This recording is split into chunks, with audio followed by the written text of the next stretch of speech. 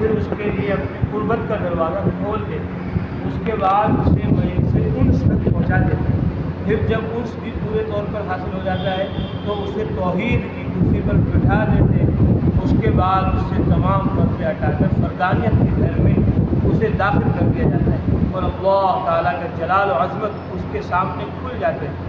جب اس کی نگاہ جلال عظمت خداوندی پر پڑتی ہے تو وہ اپنے آپ کو بھول جاتا ہے، اس وقت بندہ بالکل اباہی اور فانی ہو جاتا ہے اور اللہ کی حفاظت کے اندر آ جاتا ہے اور اپنے نفسانی دعووں سے بیزار ہو جاتا ہے۔ حضرت عبداللہ ابن عمر فرماتے ہیں کہ مجھ سے بعض اہل کتاب نے کہا، یہ امت مسلمہ اللہ تعالیٰ کے ذکر سے اس طرح محبت کرتی ہے جیسے فاختہ اپنے گھونسلے سے، اور اس طرح ذکر کی طرف دوڑتی ہے جیسے اونٹ شدید پیاس میں پانی کی طرف دوڑتا ہے۔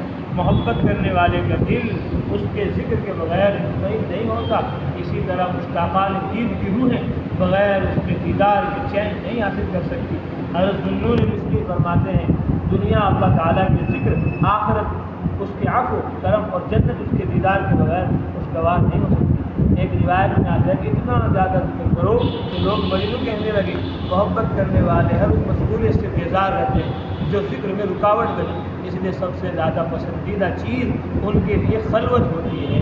حضرت ذوالنون مصری کا قول ہے کہ جس کا دل اور زبان اللہ کے ذکر میں لگی رہے اس کے دل میں محبت کا نور ڈال دیتا ہے۔ حضرت ربیع بن انس نے اپنے کسی ساتھی کا قول نقل کیا کہ اللہ تعالیٰ کی محبت کی علامتیں اس کے ذکر کی کثرت ہے، کیونکہ جو چیز تمہیں محبوب ہوگی اس کا بار بار ذکر کرو گے۔ حضرت ذوالنون کہتے ہیں کہ جس کا دل اور زبان ذکر میں مشغول ہو جائیں اللہ تعالیٰ اس کے دل میں اپنا شوق پیدا کر دیتا ہے۔ حضرت بہاؤالدین زکریا ملتانی نے فرمایا کہ جو شخص اللہ کو چاہتا ہے تو اسے چاہیے کہ اللہ تعالیٰ کے ذکر میں کثرت کرے، کیونکہ ذکر کثیر سے اللہ تعالیٰ سے معانست پیدا ہوتی ہے، جس سے اللہ کا وصف نصیب ہوتا ہے۔ جس میں اللہ تعالیٰ سے انس نہ ہو وہ اللہ کی محبت کی بو تک نہیں سن سکتا۔ حضرت سری سقطی کا قول ہے کہ بعض آسمانی کتب میں ہے کہ اللہ تعالیٰ نے فرمایا، بندے جب میرا ذکر تم پر غالب آتا ہے تو میں تیرا عاشق بن جاتا ہوں۔ امام غزالی نے فرمایا، جو شخص کسی سے محبت رکھتا ہے وہ اس کا ذکر بہت کثرت سے کرتا ہے اور اس کے متعلق جو اشیاء ہوتی ہیں ان کو بھی بہت یاد کرتا ہے۔ بس محبت الہی کی علامت یہ ہے کہ اس کے ذکر سے محبت ہو اور ذکر الہی کا شدت سے حریص ہو کہ اس سے نہ زبان تھکے نہ دل خالی ہو۔ رسالہ مکیہ میں لکھا ہے کہ اہل طلب اور اہل محبت پر اللہ کا ذکر فرض ہے۔ ارشاد باری ہے، فاذکروا اللہ قیاما وقعودا، اللہ کی یاد میں لگ جاؤ، کھڑے بھی بیٹھے بھی اور لیٹے بھی اس لفظ میں خود ذکر کرو، یہ امر ہے۔ فرمایا خدا تعالیٰ سے محبت پیدا کرنے کا آسان طریقہ یہ ہے، حضرت تھانوی فرماتے ہیں اس کا نام کثرت سے لیا جائے، اس کا نام کثرت سے ذکر کیا جائے۔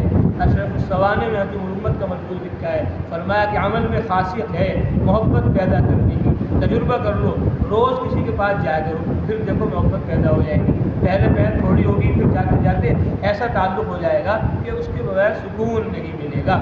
اسی طرح اس مثال کو لے کر حضرت نے سمجھایا کہ اپنے خالق کو اتنا یاد کرو، اس کا ذکر اتنا کثرت سے کرو کہ ایسی کیفیت پیدا ہو جائے کہ اس کے بغیر چین نہ آئے۔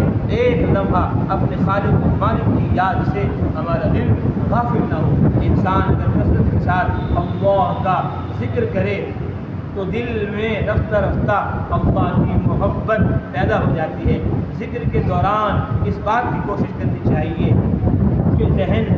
کہ ذہن دل زیادہ سے زیادہ ذکر ہی کی طرف متوجہ رہے، دوسرے خیالات میں نہ الجھے۔ حضرت حاجی امداد اللہ صاحب مہاجر مکی فرماتے ہیں کہ طریق سلوک میں جمعیت خاطر رکھنا اور مشوشات سے دل کو پاک کرنا ضروری ہے۔